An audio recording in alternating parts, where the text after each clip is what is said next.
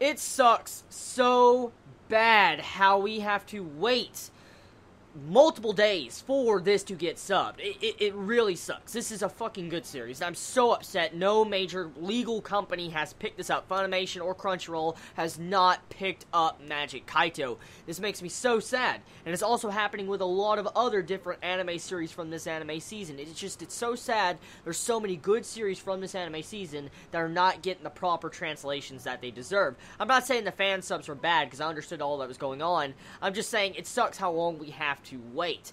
Now, this episode, it answered all my questions that I had from the first episode. Remember how I said, like, what caused our main male character's father to hunt down gems and start becoming a thief where he was stealing gems? Like, what caused him to do that? Well, in this episode, it is revealed that there is some certain gems spread across the world that are grand gems, and among these gems, there's one precious gem that's called the Pandora gem, the Stone of Jordan. I'm just going to call it the Philosopher's Stone. They completely described the Philosopher's Stone, and that's exactly what these criminals and people are trying to find. They're trying to find these different gemstones that are in different places all over the world, and they're trying to find the one gemstone that's the Pandora gem that will grant eternal youth, eternal life, eternal youth, and if you, like, put it in the moon, you will see another gem shine inside of it, a red gem, and I was like, yep, the Philosopher's Stone. So I like the overall aspect of this introduction. I mean, this really has me entertained now, because finding out now the real goal of the series is hunting down this certain gem that is, like, the freaking Philosopher's Stone has me intrigued to know what is going to happen next. Now, it also makes me understand why Kaito's father would want to hunt down this gem. Now, necessarily, I don't know why he wanted to hunt down this gem. Like, I mean, it could have been completely different reasons why he wanted that, you know, Philosopher's Stone, why Kaito's father wanted it. I mean, just because Kaito right now is trying to find it to destroy it, technically, for this organization or whoever can have it, it still doesn't change the fact is, why did Kaito Kid's father try to find this gem? Like, was he worried of dying? Like, did he want to live forever? Did he want to give this gem to someone? Or did he also want to destroy it? What was his real goal besides just trying to find this precious gem? We need to find out more about that. Overall, though, the introduction of this concept lays out the very foundation of the plot. As I can see, this is definitely the plot of the series. Our main male character is going to be hunting down from different banks in different stores to find this gem. Now, necessarily, I don't know who is going to be the main villain of this series. It's probably going to be someone that can actually rival Magic Kaito himself. Since last episode, we saw this dude that was like a magician. We saw him like on the rooftops and stuff, and he looked. We didn't get a good glimpse at it, but we saw this dude that looked like he recognized Magic Kaito.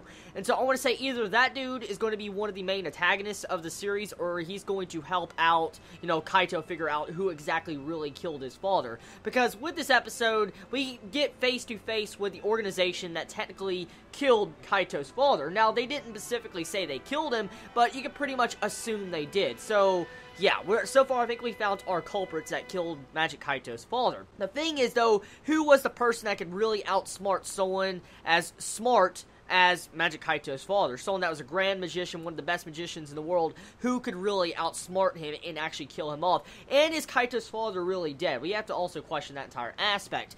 Now, the overall theme of the episode, besides, you know, finding out about this, you know, Pandora gem that can grant eternal youth and Magic Kaito starting up a heist, you see this other subplot with Aoko, you know, with her birthday. We find out that our main female character is having a birthday this episode, and she's about to have a party with all her friends. She invites Kaito to come to her birthday, but he does not make it in time, and for him to make it up to her, he actually puts on a fireworks display on these skyscrapers at the end, which looked really beautiful. I want to say the animation on that looked really beautiful, and I love it. And personally, I enjoyed the overall theme of that. They're having a subplot working in the background with this series, especially the romance with Aoko and Kaito. I wonder exactly if Kaito is ever going to reveal that he is the thief, the phantom thief, Magic Kaito, to Oka, because if he does, that will definitely mix up the overall different themes of the series, because, I mean, you would have the daughter probably possibly lying to her father, since he technically is the police chief. Now, one thing I do want to mention, I noticed a lot of people complaining last week, and I want to talk about it a little bit more. The art style. Now, art and animation is subjective. It depends on your taste in art style if you're willing to look past it or not.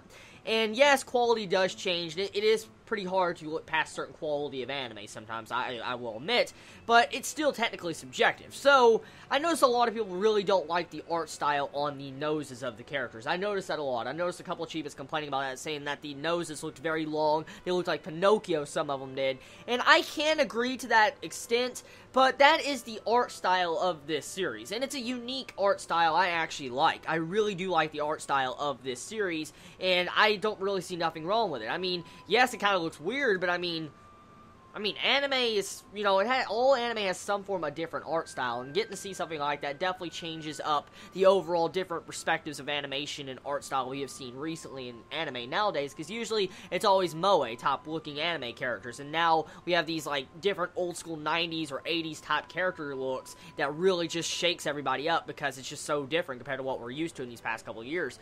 But overall, a wonderful episode. I want to give this episode an 8 out of 10, and I cannot wait for next week. Hopefully the subs will come out a lot earlier because I really am enjoying Magic Kaito. Definitely, I think, in my top 5 from this anime season. I think it is. Now, tell me your thoughts. Let me know your opinions about this episode. I love you all so much. Please be safe. Chibi out.